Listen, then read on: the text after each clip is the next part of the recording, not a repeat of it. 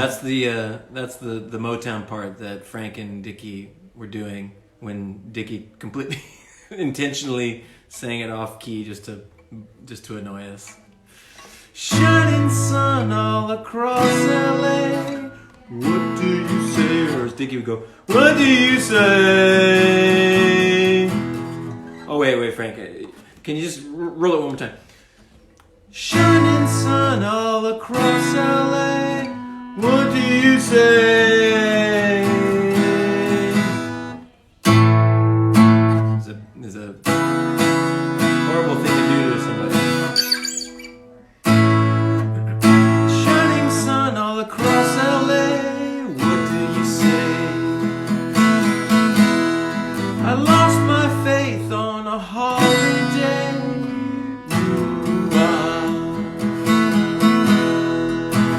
Is the ocean always free? Look at your sail. Well, if you ask me, I can see jail. If you show me free, I'll still see jail. Will it always be that I can see jail? 'Cause no one dreams for free.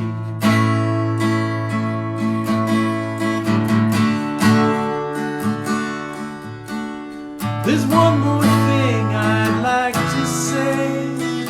Tell me your heart.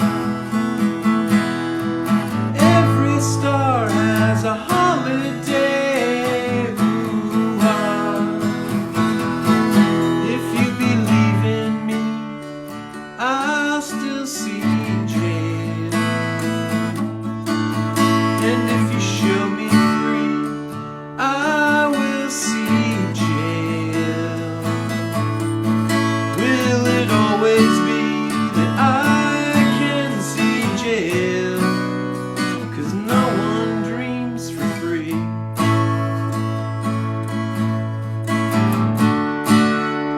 'Cause every star's so bright.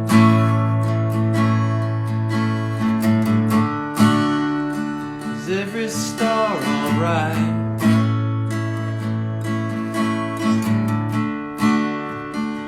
Everything's alright.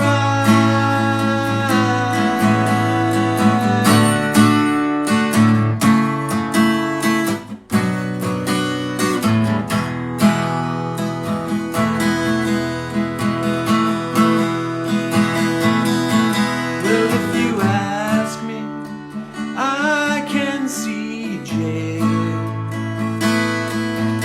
And if you show me free, I'll still see jail.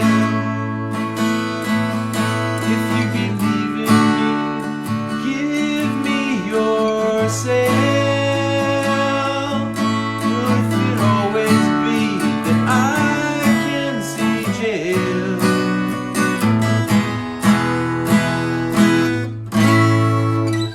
That's that. That song is called I Can See Jail. And that was on my first solo record called Kings Queens. Produced by this guy, if he is on. Hopefully he is on right now. There he is. Let's bring him on. Frank Lenz. Frank, are you there?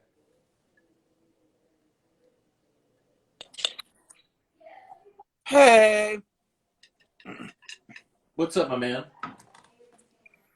not much. I've decided, per your request, to ask if I would perform. Although I'm not confident performing any of my own music, if you don't mind, at the end, I'd like to try to teach anyone watching, teach them how to do the standard drum and bugle corps stick toss visual. Oh, yes! And it'll be fun because I'm really bad at it. Like, I'm super duper bad at it. So that's what I'll end with. Nice. That's awesome. Oh, cool. Okay, cool. Well, before then, I wanted to ask about so your solo music has been so like it has like a certain like kind of like that, like we were talking about earlier, like that late 70s spirit. You know, there's a lot of like analog is big in your world, and you know, how much do you think about like bringing in analog? Because obviously digital recording is, you know, is the thing. So how much do you make a concerted effort to bring in like analog things as much as possible, or is it, what is your approach in that sort of balance between like digital and analog recording, and what's your personal like sensibility as far as that's concerned? Yeah. I mean, I would love to record to tape, but I'm not a tech. And 2-inch costs a fortune, and you know, there's so many bad batches. And then So if you could do it, if you could do it all if analog. I if if I could go all analog and I had a tech, someone that knew how to bias for every type of tape, someone that knew how to balance a machine that was available all the time, yes. Being an owner of my little 2-track, I'm in way over my head. Like, I have to rely on people that know stuff. It's a whole science degree of stuff going on inside of that thing. So that being said, analog, I prefer. I prefer it over everything. On my records, there's no plugins used. On your record, there were no plugins used. Mm-hmm. I don't really use samples or soft synths, or if that's not true, like I don't ever want to have some set rule that says don't use something. So I will, but it's rare that I'll use like maybe I'll use like a Mellotron string or harp or something. But other than that, I always think, oh, it'd be great to have trombone on this. Well, if I can't afford a trombone player, what can you do? Well, I can make this MS-20 kind of sound like a trombone, and it'll be its own thing. Yeah. And it'll be performed by me instead of cut to a grid on a soft synth in a program. You know what I mean? Totally. But it's time consuming, but that's the way I like to do it. And it's more fun, honestly. Well, and that's like you just said, that's part of the fun of recording is like, you know, it's like you could lay everything out onto a grid and make every part perfect and it'll sound exactly the way that you want it to. But it's like, where's the soul and where's the spirit in that? You know what I mean? It's like, where's the human being in all of that? You know? Yeah. I mean, it sounds like an old school, fuddy-duddy, but it's like, there's something to like actually like performing shit with your hands. You know what I mean? Like doing stuff, you know, whether it's like one of those analog synths that we used a lot of it on my record and on your stuff, of course. And, you know, you have to press these buttons and it's like, you know, they're weird, you know, and they've got dials on them that are just, you know, they're fussy and it takes a long time. And if you play it out of rhythm and you don't perform it well, you got to go back and do it again and go back again. And it's, you know, it takes a lot of time, but for me, it's totally worth it because you can hear, there's like a certain, I don't know what it is, but there's a certain energy about like a record that's made like that, where you can really feel the love and the human being behind the whole thing. Yeah, I agree. And it's not like I don't love, and so do you. We both love programmed music. I mean, that has its own soul. That has its own sense of humanness to it. In a sense that it was conceived by humans, but then like humans made robots that made the music. Yeah. But, you know, that's not necessarily what I do. And there really is no, I'm convinced now that it is a completely different soul. It does have a completely more human soul if it's played by a human hand or breathed by a human voice. I think that actually does make a very big difference. The more I do it, you know, the more rewarding every outcome is, you know. Yeah. And that's just, it's time and it's work, you know, and that's the kind of stuff that, you know, it just makes the difference between something that's just kind of like tossed out and something that was really done with some love and care, you know. Somebody just posted the comment, said, "My two dads."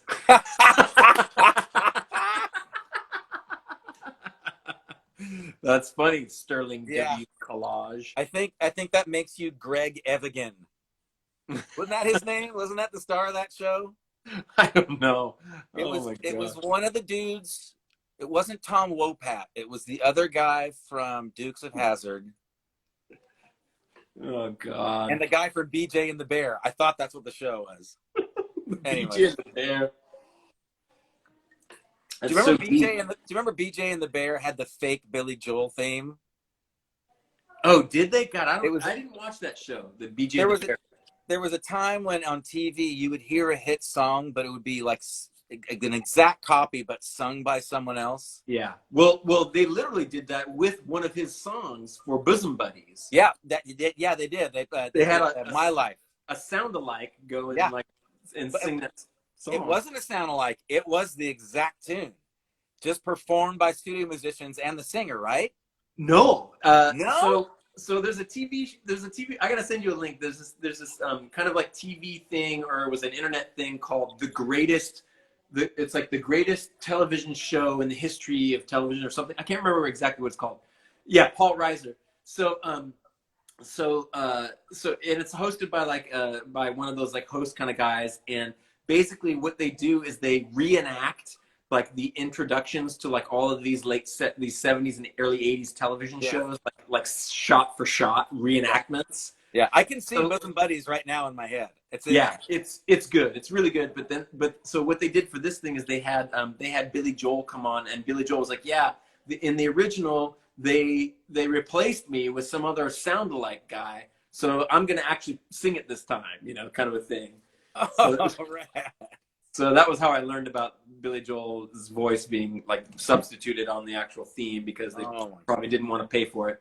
Yeah, totally. Wow. Yeah. Son of a... so funny. Anyway, I don't know why we got onto that tangent, but so let's play some Cool or Lame. Okay, Cool or Lame. All right. So the rules. It's like it's either cool or else it's lame, and there's no explanation. There's no caveats. There's no like. Really, just one word, no caveat. It's just it's either cool or else it's lame. You don't have to justify your answer whatsoever. That's what it's all about. Those are Eric Campuzano's rules, and we have to honor them. Oh, okay. All right. I know you and I have spent many a night, like especially at your old apartment in Huntington Beach by the fire pit out on the side of the apartment. Oh yeah. Well, we spent many nights there solving the world's problems. Oh, we did, yeah. Doing some many cooler lames. There were a lot. Before we play Cooler Lame, can I just tell my favorite Eric Campuzano story of all time? Sure. Yeah, of course. Do you remember when he used to do that thing where he would run out of the room before he had to take a take and run in to see if he could get ready at the last minute and play a take? Do you remember that about him at all? You mean like he had to like step out of the room? Yeah. If he had to do a performance, he stepped out of the room and then came back in? Mm-hmm. I don't know if anyway, that's irrelevant. We were recording what was the name of the tune where it was the live version from a festival in Belgium? Yeah. Okay, so I know where you're going with this. So on my first record, I did this goofy song as kind of a jokey thing. It's called Babaloo. Babaloo. It's called Babaloo, and I wrote the lyrics in French, and I pretended I wanted it to be like this kind of goofy, like it's basically like a joke song. It's kind of like a Weird Al kind of thing. But we went in depth. You played drums. Totally. We mic'd it like we would a live concert. Mm-hmm. We like did it just like it was live. Anyway, it was made to pretend. It was supposed to emulate like as if we're at like some European like big festival, and so it had to sound like it was in this big outdoor thing, and had like an audience and stuff. So we had like an audience track, and we actually also like recorded us, you and me and Eric and Dickie, like being the audience, like clapping and like chanting along, like as if at the end of the song they're super stoked, like Babaloo, Babaloo, Babaloo. We're doing tracks like that, doing like well into the night, and to the chagrin of all of the neighbors. Oh my God! I can't believe we got away with it. But so here's what happened. So someone had said jokingly, like, yeah, if it's a live thing, it'd be hilarious if you heard someone rush the stage and grab the mic. We're like, oh, it's hilarious. So Wayne, you were actually doing the vocal take with the 58 in hand. Yeah. Campuzano leaves my apartment, goes all the way down the back stairway. He's listening, and you're just like, you finish the tune, we hear him rumble the stairway. He fucking tackles you. The mic actually grabs the mic and screams like, Yeah, just some gibberish. And it basically was like, the whole am I thing wrong was in like, that recollection? what's that? Am I wrong in that recollection? No, that's totally correct. What happened? So it was the kind of thing where it's like it went to the middle of the song, and it was like a break, and then that was when like somebody was gonna rush the stage, and so Eric just like took a long running start, and I was just kind of like standing there, and I was saying a lot of stuff like kind of like some big epic thing like at a big festival, like in France, just like talking about like everybody's here and we're all doing all this stuff, and then he just comes just fucking nails me just like onto the ground. I'm just like, yeah, blah, blah, blah.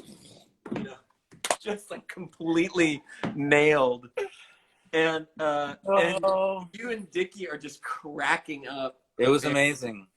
You and Dickie are cracking up, and Eric has just like tackled me, and I'm in the corner with like this microphone. He steals the microphone from me, and he just starts just doing gibberish like, and then he just like drops the microphone, and so you can hear all that stuff in the recording. Oh, that was awesome. Yeah, that was fun. That was a fun, goofy thing, and it was just kind of stuck onto the end of that album. Yeah. Because I don't know, it was just I love something, it. Yeah. something I goofy. super love it. And I remember how long we talked with Shredder about like we were arguing like we were talking about the guitar tone because he was going to be the lead guitarist. Yeah. He was like, no, man, I'm telling you, the guy would have a Marshall High Watts, and he would have like, he would for sure have a DOD chorus pedal. Yeah, totally. Anyway, totally. I'm sorry, I'm wasting. It was time. Awesome, and then Levi Nunez, who we mentioned earlier. Levi played he was like, no, we got to have like an edge guitar thing, like this terrible like delay thing. It's super cheesy, just like super edge 80s thing. That was why we did that. He said like, like a worship band, like, dude, like the edge. So awesome. All right, I'm ruining Cool or Lame, correct? Oh no, that was funnier. That was better than Cool or Lame. All right, so let's see, Cool or Lame. So let's just establish some boundaries here. So Steely Dan's Pretzel Logic album. Cool. All right. What about Warren Zevon? Cool.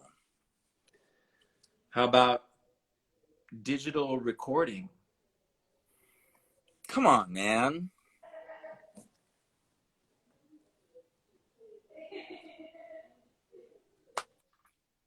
I have to say cool because I use it. Yeah. Cool. It's cool. That's the right answer. Yeah. How about what about so you and I are both drummers, and we both know that like drummers do make the best lovers. That's just an empirical fact. So Lars Ulrich from Metallica. Cool or Lame? Fucking cool. How about Tommy Lee? Fucking cool. Mm-hmm. What about Jet McLeod says, how about Fold Zandura? Smiley face. Super cool. Come on, yeah. That's one of Frank's bands. So here's one that Eric gave me last week. Okay. He goes the entirety of U2's catalog taken as a whole. There's no way, man. But I'll tell you what. Listen, no, I'll tell you what. I'm thinking like when I start counting cool versus lame. Like, isn't that the metric? I'm lame. It's lame. It's a difficult one. Like really, because it's like Boy, War, Joshua Tree, and then like you maybe something else. Well, it goes Boy, and then October, and then War, and then well, if you count the live EP, the Under a Blood Red Sky, which is when that record was out, that was when I got into them. Right. Which one is And then Unforgettable Fire. Unforgettable Fire. And then Joshua Tree and Rattlin' Hum and Octung Baby, and then I can't remember how the rest goes because I kind of tuned out after that. You know what? I have an explanation because I have a bias. I think that God, what's his name? Larry Mullen is a hell of a drummer. I really do. Yeah. But man, he started guys playing that tom beat, and I just it's, to me it's the same as going the do da do do da, the double kick, the double kick, or the upbeat. There's things I just hate. I just don't want to do. So, I just revealed some lameness without even being asked. Sorry. No, that's important. That's an important part of this game. All right, let me ask you something. All right. Townes Van Zandt. Townes Van Zandt is one of those guys that I've never gotten into. So I can't say. I really cannot comment on Townes Van Zandt because he's a guy who I know I've missed and I need to get into because so many of the people who I love and respect love him. Can I tell you my take? Yeah. I have to say cool because I'm aware of what he did and did is amazing songwriting. But it doesn't most times it doesn't get through, you know what I mean? Well, I remember our friend Gene Eugene loved him too. Oh yeah. Loved Townes Van Zandt, loved Warren Zevon. These guys were just like these, kind of titans of songwriting. Yeah. The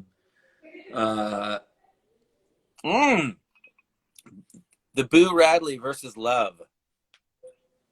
Someone asked. Ryan Creek. Yeah. See, now you got me thinking about Cooler Lames right now. Takes you down. Okay. Scritty Politti. Scritty Politti, I'm gonna say reluctantly lame. Well, I can't qualify it. I need to just say lame. I can dig it. Oh, speaking of which, Cloud would be very angry with me if I didn't tell you that I'm putting out a 3-song cassette covers record. Whoa. That I'm just finishing up. The covers will be, I think I sent you my early draft. The covers will be Suicide is Painless. Oh yeah. Otherwise known as. Oh my gosh, you guys, Frank sent me a recording of Suicide is Painless, which is better known as the MASH theme song, the TV show and movie. But that is an amazing version of that song, dude. I was floored by it. It sounds so bitchin'. Yeah, I really appreciate it. I'll send you the other one that's done because I'm doing that. I'm doing a song by a guy named Nick Gelder from '78, I think, called "Hot Child in the City." Oh yeah, so, Hot Child in the City. Yeah, that one's. I never knew who that was. Yeah, that one's rad. And then I still can't believe I've attempted this because it's. But I'm doing a cover of Both Sides Now. Oh, nice! So, such a classic. That is one of like the, if there's like if there's another like capsule that goes up into the out into space like they did, back in the Carl Sagan days, and they put music on it.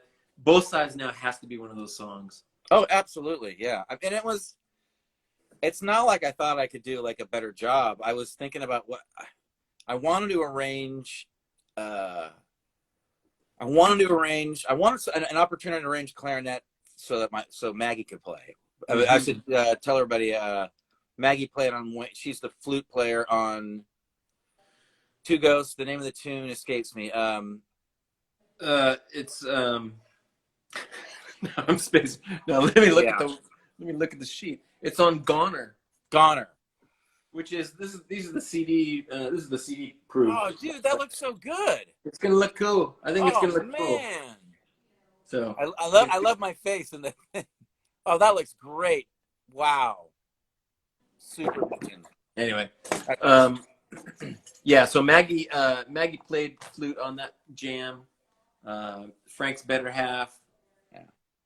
So she played on. I got her playing bass clarinet and 2 clarinet parts, and then a friend of ours playing some violin. So as soon as Rad. I get the violin part back, I'll get that going,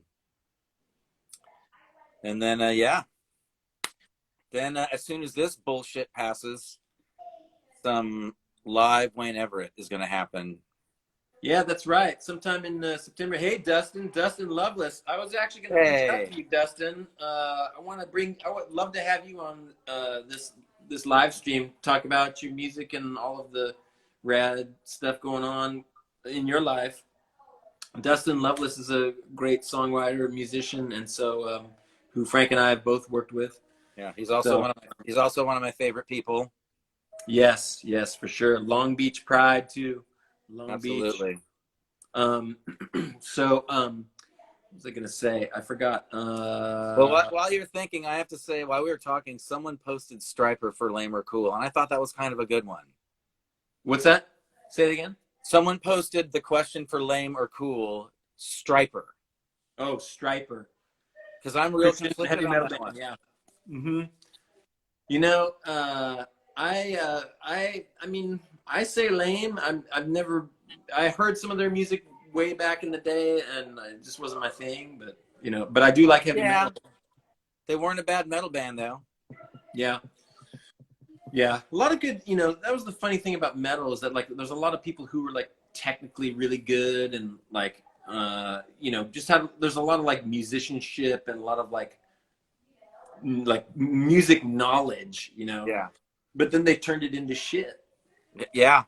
Speaking of which, did you happen to watch the Motley Crue docu film on Netflix? Yeah, Cool or Lame? So lame. Oh really my lame. God. Boy. It was I was really I had high hopes for it, man, and it just really was just terrible, I will say the one guy I loved is the dude that played Ricky, what's his name? Nicky Sick, the guitar player. Well, the guitar player, Mick Mars. Mick Mars, sorry. He's the guy who was in I don't know if you saw if you watched Game of Thrones, but that show, that TV show, Game of Thrones. Yeah. That guy was in Game of Thrones as this like horrible, like evil guy in it, right. And then I saw him in that documentary. I'm just like, whoa, this is like such a weird thing. And I love that he played the whole, I'm not here to mess around. I'm a pro. This is my last chance, kids. Like that whole. Yeah, he was good. Quit messing around. Yeah, he was good in that movie. But that movie just was, terrible. Telling their story would be such a great story, but it was just so hack. I don't know, just a terrible thing. I like the guy that played Ozzy though. Oh, yeah. That was pretty incredible. Yeah. So, what other music docs have you seen? Like, did you see that? What was that one about the Laurel Canyon? The what's it called? Echoes in the Canyon. Did you see that? I don't think I've seen that one yet. It's hosted by Jacob Dylan, and he talks to David Crosby and Michelle Phillips and all the folks from that era. Yeah. And it's pretty cool. Yeah. And they do some renditions, like they reinterpret some of the big songs from that era, or some of the songs from that era, not all the big songs. Yeah. It's pretty cool. It's worth seeing. Yeah, I gotta check it out. I don't know why I passed on it. I gotta check it out. I can't remember. I know I watched the Quincy Jones doc. That was really good. That was good, yeah. But I know there's been more.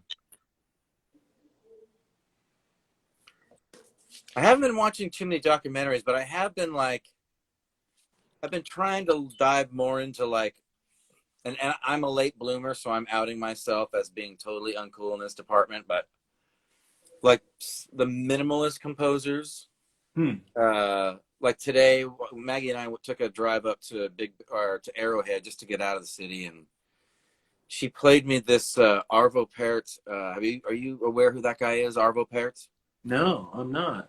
He's I believe an Estonian composer. Writes this everything from beautiful piano composition to orchestral works. Where this was part of a mass, and it wasn't the God, man.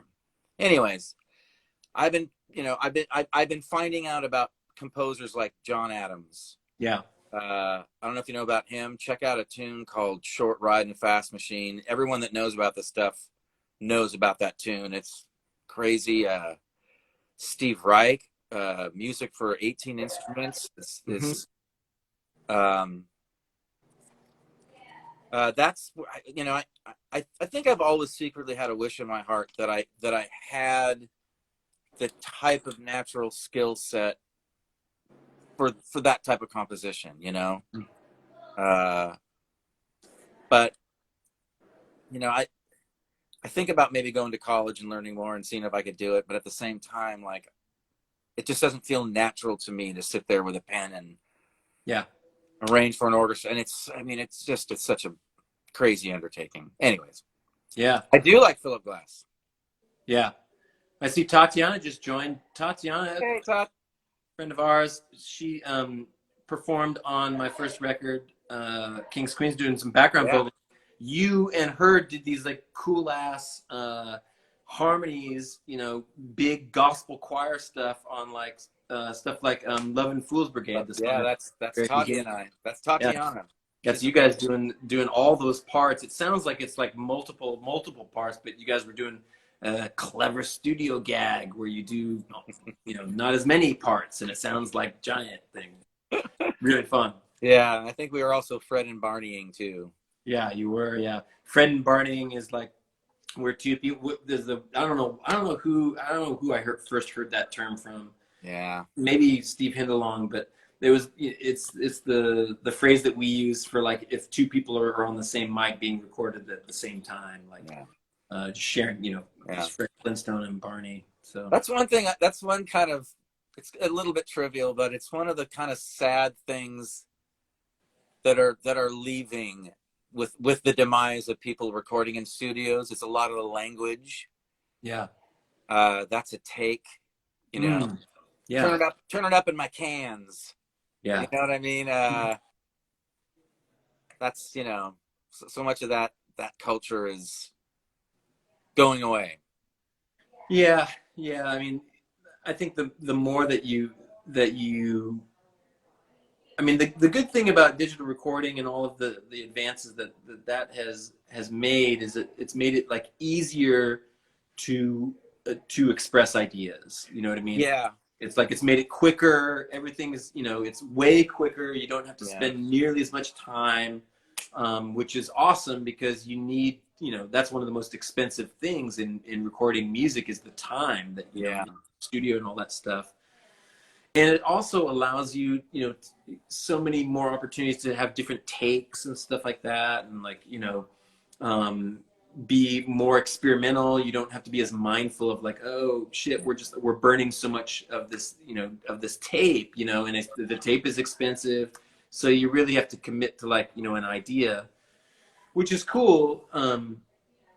But then there's also like the whole thing of like, you know, because it was tape and because it was so permanent, like you had to make that commitment. You know what I mean? Yeah. It's like the old days of the Beatles when they do their mixes, and it's like that tabourine's on, you know, it's right here, and because they had to mix down the drums and the tambourine together, and so it's just as loud as it's going to be, and that's just it. If it was too loud when you mixed it down, that's the way it goes. Yeah. And there's something kind of charming about that though too, because even though it sounds wrong by, you know, maybe if you were to remix it later, it's a part of the spirit of the song now, you know. Yeah, and I mean, I don't want to like, I don't want to. I'm not some hardliner about digital and tape and everything, but you know, just like you said, it's great to have like these unlimited options with digital. Trying anything, there's no waste. There's no waste of tape. There's no, you know, and you can instantly. And then with plugins like what used to take you a day to figure out this feedback loop to make this crazy sound, you know, takes minutes. But on the other side, like having those limitations, like when we started making records, you had 24 tracks.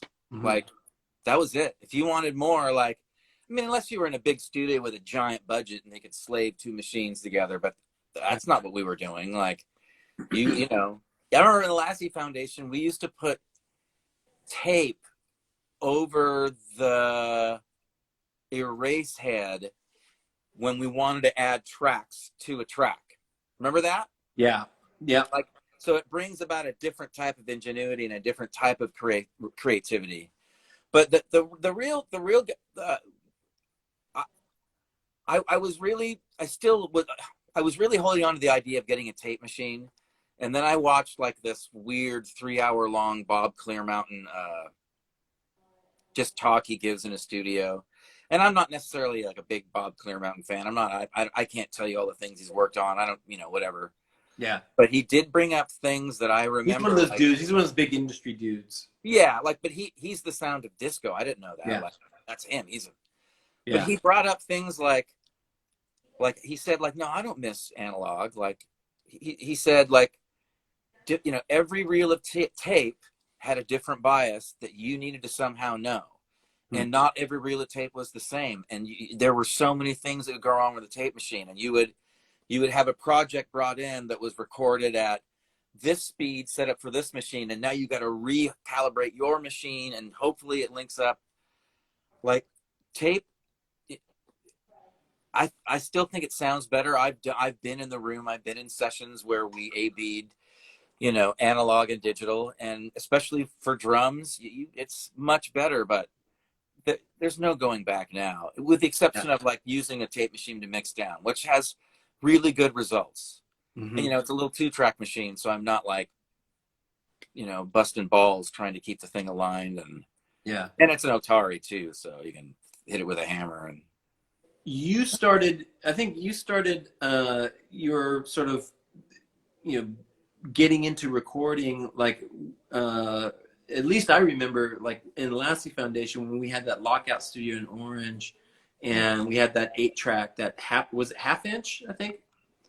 I think it was actually. I think it was a half-inch 8-track machine that that you just like, you ate that thing up, man. You went deep into that thing, and just like, you know, you were just doing all kinds of like experimentation and learning about recording and engineering and all that stuff, and doing demos and stuff. It was like, you know, it was cool to see, you know, the beginning of that, and then now seeing what you got now and this rad setup that you have at your place. And it's such a cool, I don't know, I guess that's just life, you know.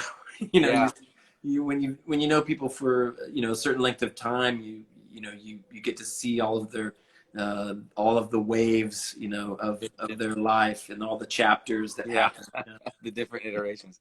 Yeah, and I gotta tell you too, it is, you know, I learned everything I know from, I can tell you, Mark Rodriguez, Andy Prickett, Chris Colbert, and Gene Eugene.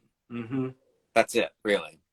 Yeah, you know, and I learned stuff now, new shit, like from Eli. I'm still learning, but everything I know about recording came from guys that started in analog, and I'm really glad I have that background, because I know dumb things like Unity Gain. That helps me out so often when I'm working on a project or when I'm mixing something. And other little, you know, and I'm not even a techie. I can't talk to you about transistors or resistors or whatever else. But because I had like really talented friends that wanted to show me, I got a chance to learn. Hey, CNC Drum Company. Kick ass.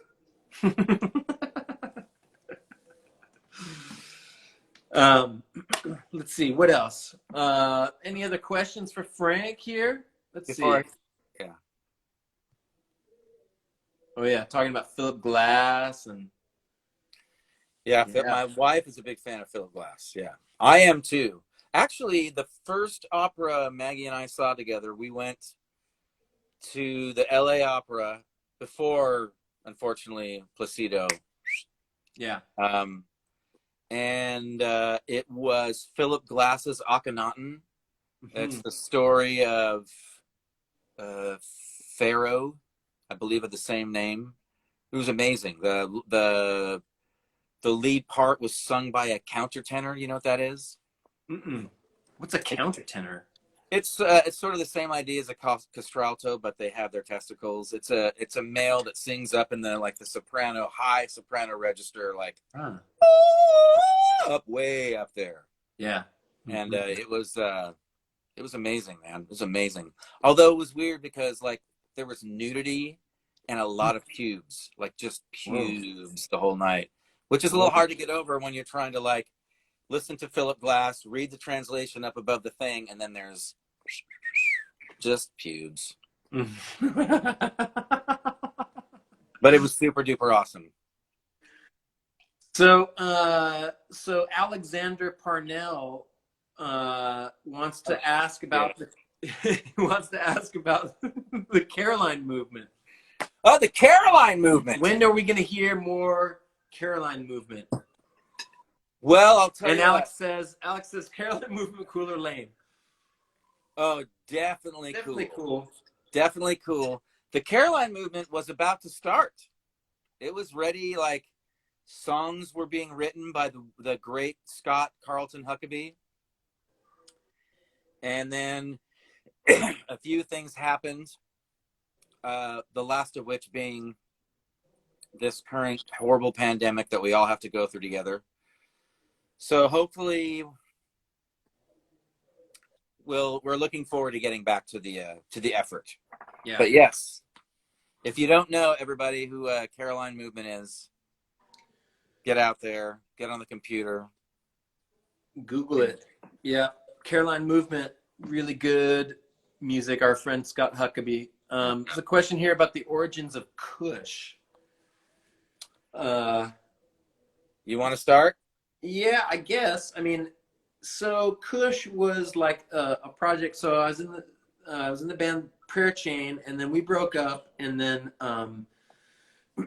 three of us in that band decided to do this project called Kush, and so we worked with this guy named Mike Knott, and a really amazing songwriter, singer, and we made this first album that's just self-titled Kush, and so I played the drums on it and stuff. And then after that, I stopped. I didn't do anything more with Kush after that, but you did, right? Yeah, we made that first Kush record, and I remember everyone, like, I was involved in that one, like with vocals. Like, oh, you did most of the drumming. I think I did like 1 or 2 tunes. Oh, really? Or maybe I think maybe only 1. Okay, yeah. I forget. Wait. because there was one I was more involved with. There was one. Who was the singer of the Emergency? Travis.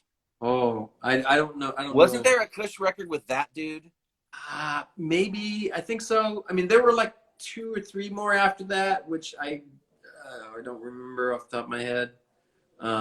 By the way, Wayne, you played drums on all that Kush record. I had to play it live for you. Oh, I was confused. I see. You played all those. I did like backups and whirly or wrote whatever the other, the other stuff that was laying around the green room. Yeah. Well, so that's the story. And then they did another record, but then I was less involved. It was fun though. Those were good times. Yeah. So maybe we should talk about the Lassie Foundation too, because you and I were in that band together. That's my favorite band that I've been in. So I love that band. So El Maestro 76 says a Good Times Lenz drummed. Not true.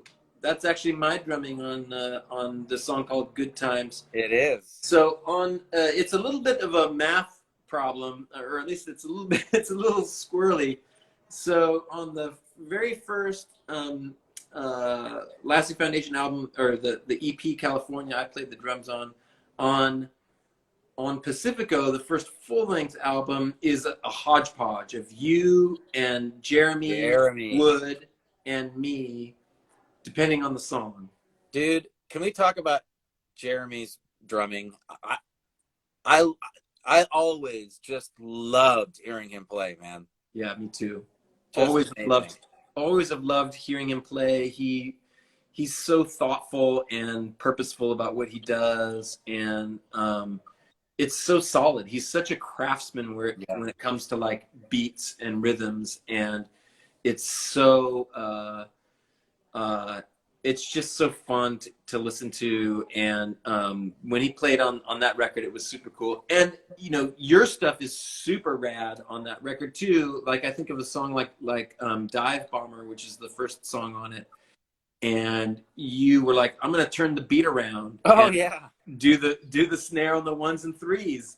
So that was super cool, and that just made that song just like really step into a groove once it got into the main thing. It was a super cool part. Man, that band, I had to do, God, I'm about to say something really lame, okay?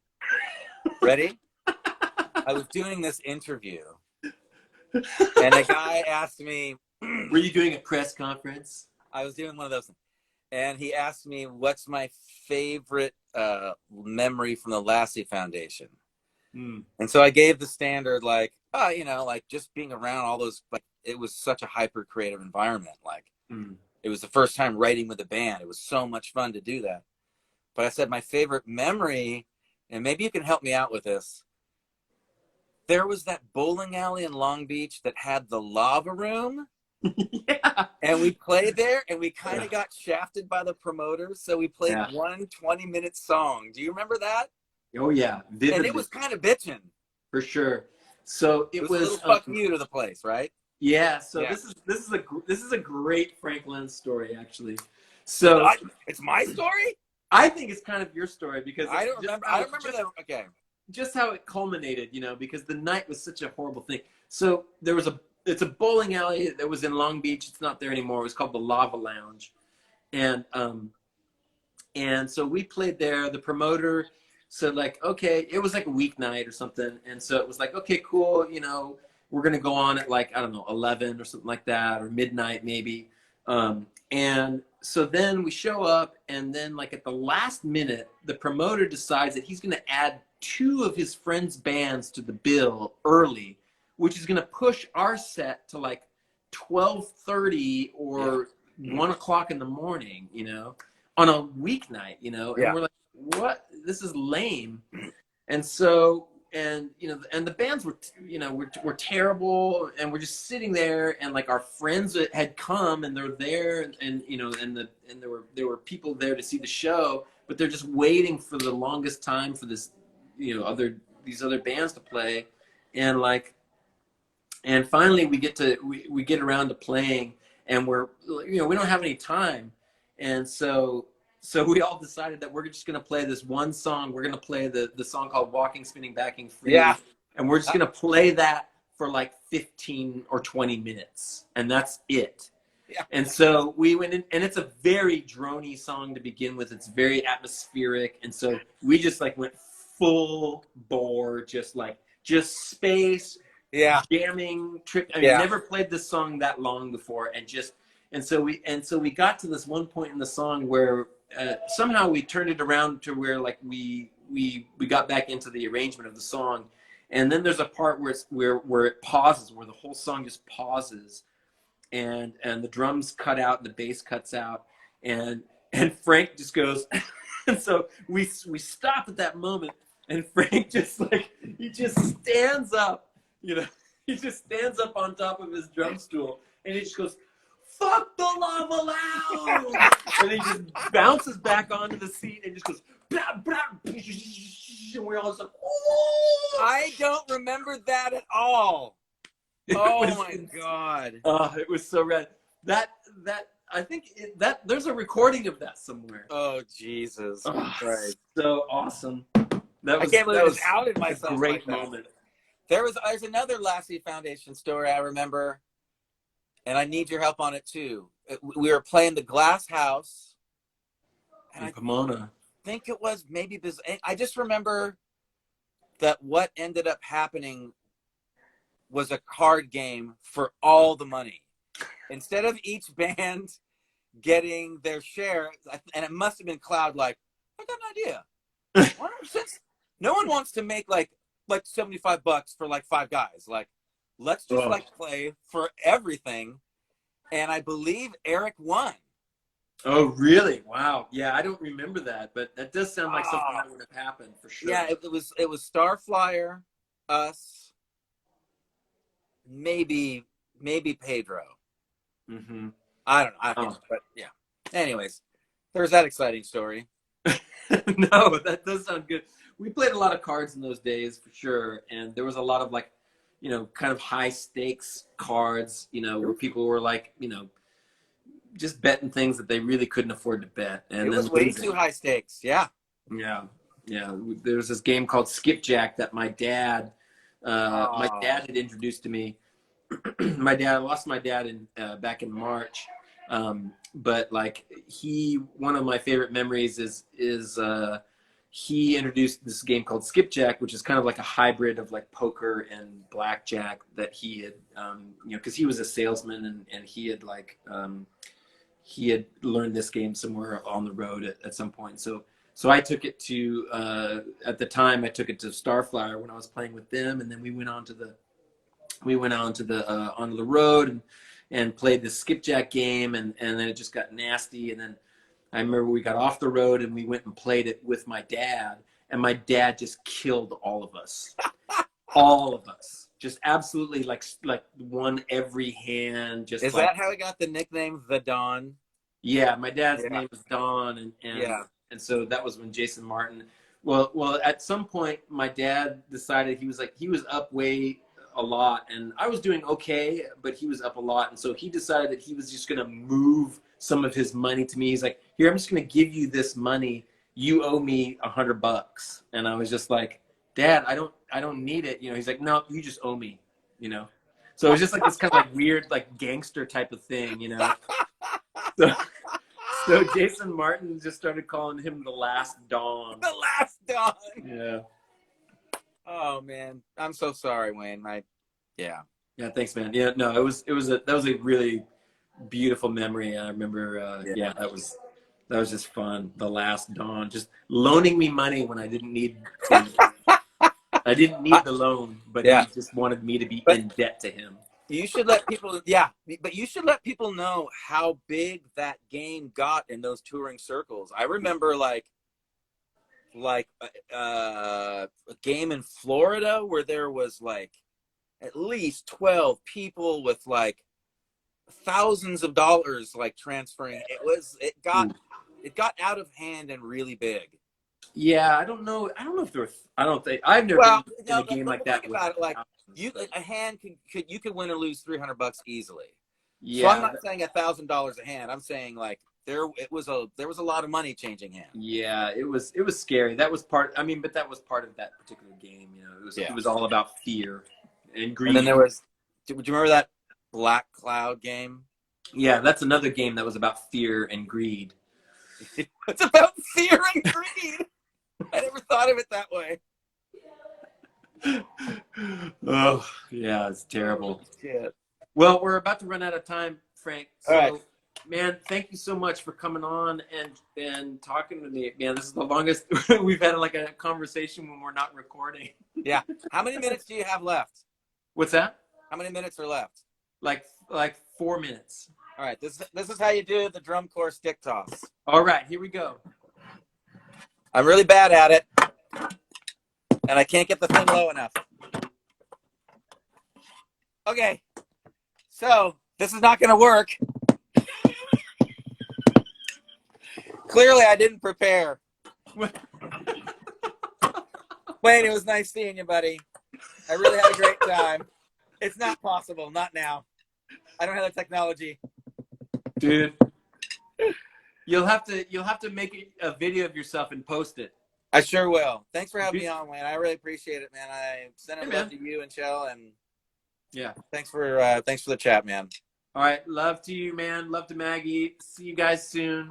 Love. Thank you, everybody, for tuning in. We're going to have to cut it short. I was going to play one more jam, but it's cool. Yeah, we'll do it next time. Way too much. No, man, it's fun. It's super fun. Thanks, All right, everybody. Appreciate it. We're gonna put this on YouTube shortly, as soon as I can, and then we'll see you next Saturday, and I'll hopefully have another guest. All right, bye.